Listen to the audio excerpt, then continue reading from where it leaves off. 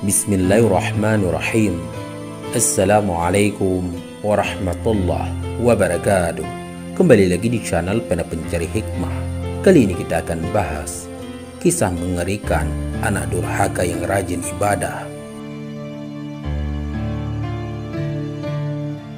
Jangan lupa sukai video ini, komen, dan berlangganan, serta bagikan video ini agar bermanfaat bagi semua. Terdapat sebuah kisah menyedihkan tentang uququl walidain. Kisah ini kisah seorang pria yang menjadi cacat hanya karena pergi tanpa mendapatkan izin dari ibunda.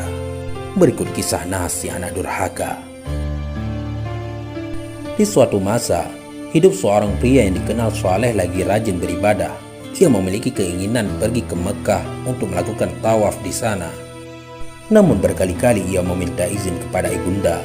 Berkali-kali pula izinnya ditolak. Sang ibu melarang anaknya pergi jauh dari sisinya. Sahabat Pena Pencari Hikmah, si pria alim itu pun kesal karena keinginannya tak kunjung terpenuhi.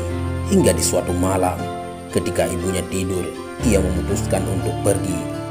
Ia pergi diam-diam tanpa pamit kepada sang ibu. Saat pagi tiba, si ibu tak mendapati anaknya di rumah. Ia mencarinya kemana-mana, namun anaknya tak ditemukan. Ia tahu anaknya telah pergi tanpa izinnya. Kekhawatirannya pun berubah menjadi sakit hati. Menengadahkan tangan si ibu berdoa, "Ya Allah, anakku telah pergi tanpa izinku. Sakit rasanya hati ini.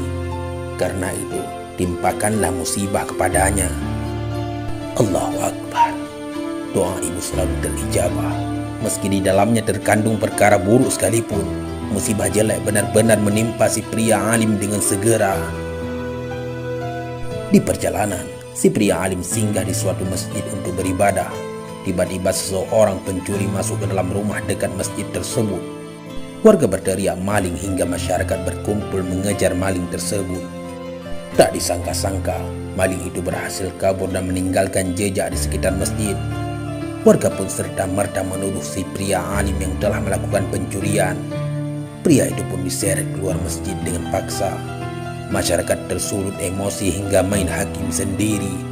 Mereka lalu memotong kedua tangan si pria alim karena menganggapnya pencuri. Tak hanya itu, seorang warga lain pun mencongkel kedua mata si pria alim. Peristiwa mengerikan itu terjadi dengan cepat. Pengoroyokan dilakukan secara massal dengan kejam. Kondisi si pria alim begitu mengenaskan. Ia menjadi cacat tanpa tangan lagi buta. Darah mengalir di mana-mana. Si pria alim hanya merintih kesakitan. Ia menyesali kepergiannya yang tak mendapat ridha ibunda. Sahabat Pena Pencari Hikmah, beberapa saat kemudian, para warga mendapati bahwa si pria alim bukanlah pencuri. Namun eksekusi telah terjadi. Mereka pun kemudian menyesalinya lalu merawat dan mengembalikan si pria alim ke rumahnya. Diantarlah si pria alim pulang sampai di depan rumahnya. Namun pria itu tak mampu melihat dan tak punya tangan. Ia ragu bahwa rumah yang diinjaknya adalah rumah ibunya yang ia tinggal pergi begitu saja. Si pria alim pun tak segera masuk ataupun memanggil ibunya. Ia memilih berpura-pura sebagai fakir. Ia mengucapkan salam seraya berkata, "Wahai ibu yang menghuni rumah, saya adalah musafir yang kelaparan. Berilah saya makanan sekedarnya." Suara wanita tua pun terdengar dari dalam. "Ulurkan tangan ke dalam pintu, aku akan memberikan makanan." "Saya tidak punya tangan," ujar pria cacat tersebut. "Lalu bagaimana cara saya memberikan makanan kepadamu?"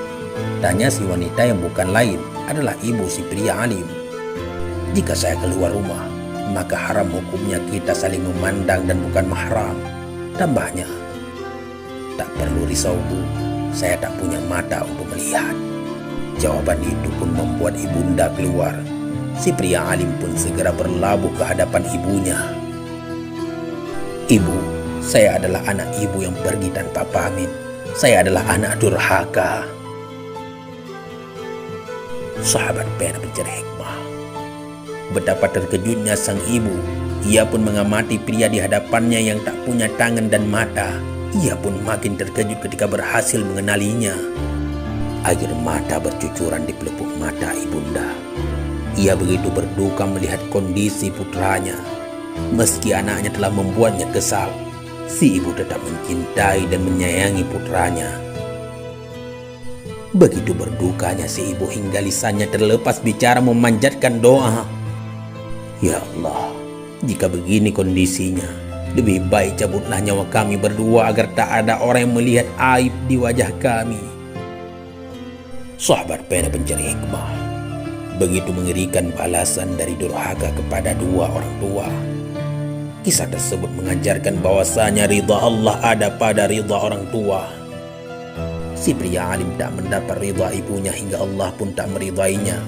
Padahal alasannya durhaka sangatlah sederhana dan nampak baik, yakni ia ingin pergi ke kota Mekah untuk ibadah. Si pria alim merasa keinginannya benar hingga mengabaikan larangan ibunda. Namun jika orang tua tidak meridainya, maka hal ibadah dapat menjadi dosa dan musibah. Wallahu a'lam bishawab. Mudah-mudahan ini semua bermanfaat. Assalamualaikum warahmatullahi wabarakatuh.